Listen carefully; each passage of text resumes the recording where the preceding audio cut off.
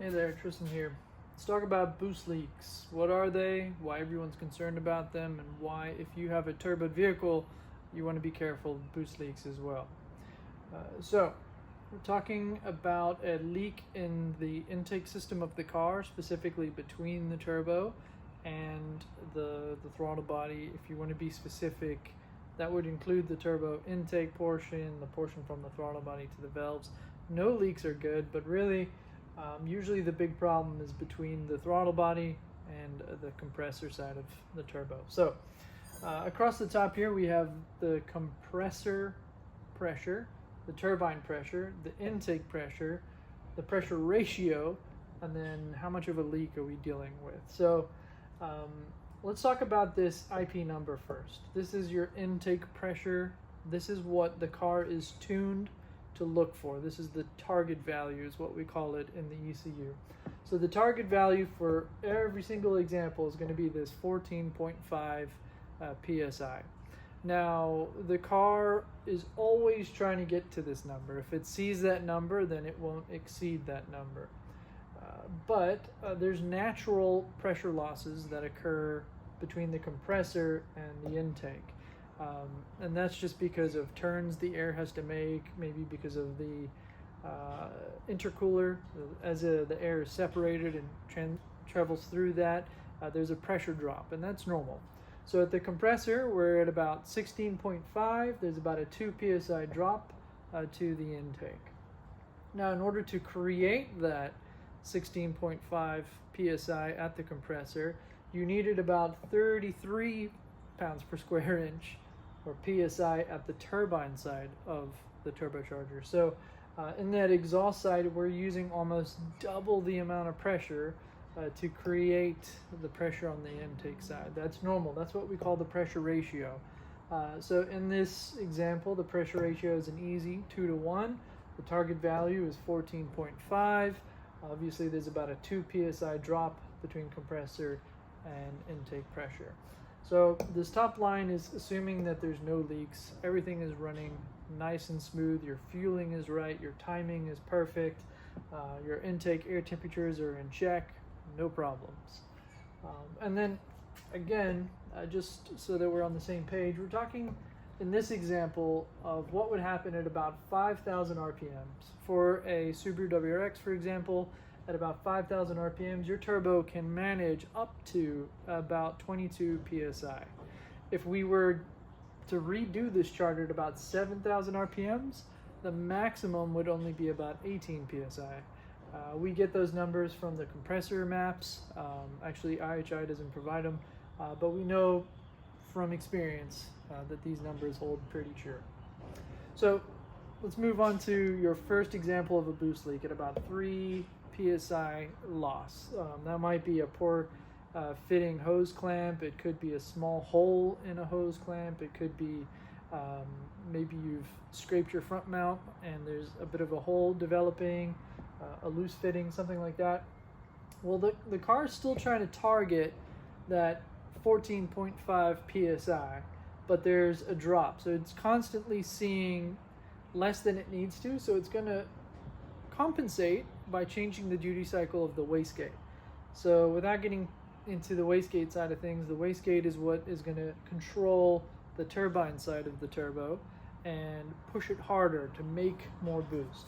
So your car is going to force out more boost in order to try get to this 14.5 psi. So in this situation, a 3 psi loss means that we're creating 3 psi more at the compressor side.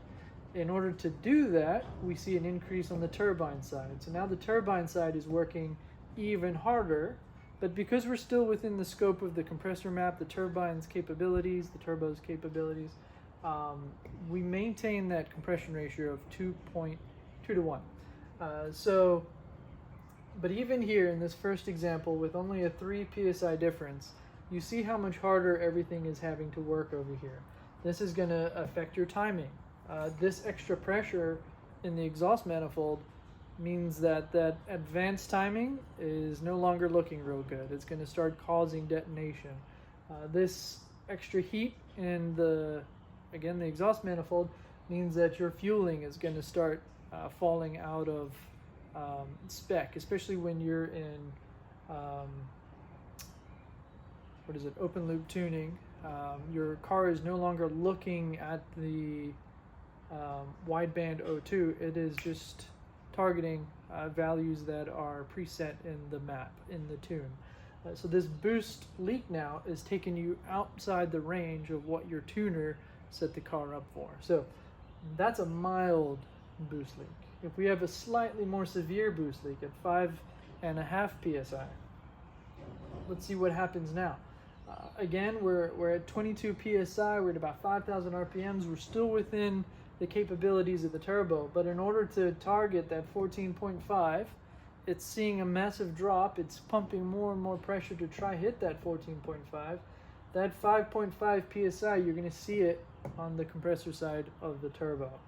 And again, we're maintaining that 2-to-1 because we're within the turbo's capabilities, but it's pushing 44 psi now, a 50% increase over the beginning, just to try to create the same amount of boost, and we're only losing 5.5 psi. That's going to affect your timing, your fuel. Now all of a sudden, because everything's working so hard, your intake temperatures are going to start to rise.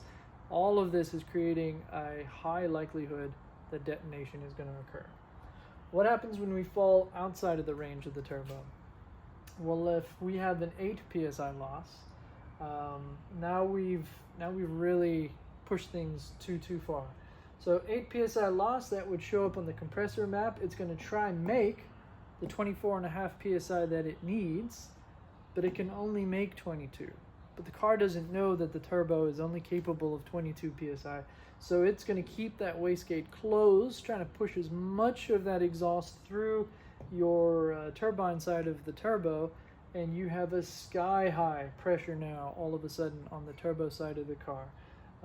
Your target pressure now is dropping even lower than the target, even lower than the 13 where it can still cope, because now the loss is just too great to hit that target value. And part of the reason why this is so bad is now you're losing that pressure ratio that the turbo could normally operate at. This is very bad. It affects your timing, your fuel, your pressure ratio, your intake temperatures. This is how you blow a car up very quickly. You might have the best fuel pump. You might have fuel injectors that can flow well above what you need. You could have a really nice front mount intercooler. You could have an upgraded turbo. But when your tuning is this far out of whack, all because of a little leak, you're in a very dangerous zone. You're creating a lot of heat, there's a lot of back pressure, and there's nowhere for anything to go. So that heat ultimately backs up into the combustion chamber. That heat ultimately is what's going to keep your pistons too hot, your valves too hot, and then you're going to have fuel detonating before the compression stroke can go down, and you're going to bend a rod, you're going to blow out the ring lands if you're still running your stock pistons. That's why boost leaks are a problem. And this is at a friendly 5,000 RPMs. If you're at 7,000, a boost leak can affect you much earlier.